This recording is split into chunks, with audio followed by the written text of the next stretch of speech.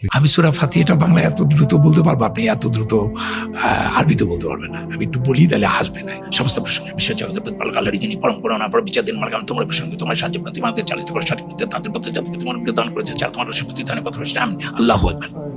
Does it mean what you are doing? ধুমধাম কি নামাজ পড়ছি, এগুলো মানি আছে কোনো? কিন্তু সূরা ফাতিহার অনুবাদটা কি? চোখে জল চলে আসে। আমি যদি বলি, বিতাড়িত শয়তানের প্ররোচনা হতে আল্লাহ তাআলার কাছে আশ্রয় প্রার্থনা করছি।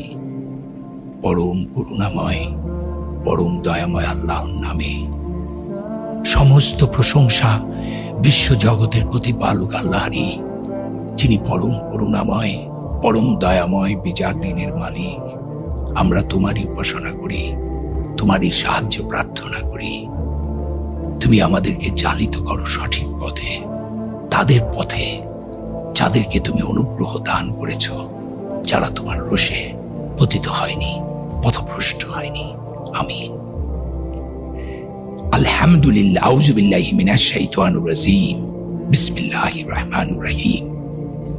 আলহামদুলিল্লাহি রাব্বিল আলামিন আর রহমানির রহিম মালিকি ইয়াউমিদ্দিন ইয়াকা না'বুদু ওয়া ইয়াকা নাস্তাঈন ইহদিনাস সিরাতাল মুস্তাকিম সিরাতাল্লাযীনা আন'আমতা আলাইহিম গায়রিল মাগদুবি আলাইহিম ওয়ালাদ-দাল্লিন। কি সুন্দর! আমি এখন যেটা আরবিতে পড়লাম, আমি প্রত্যেকটা ওয়ার্ড বুঝি, যে কারণে আমি এটা কি। এবং দেখেন সূরা ফাতিহাটা আমার দিয়ে বলা আছে, আমি দেই কোনো।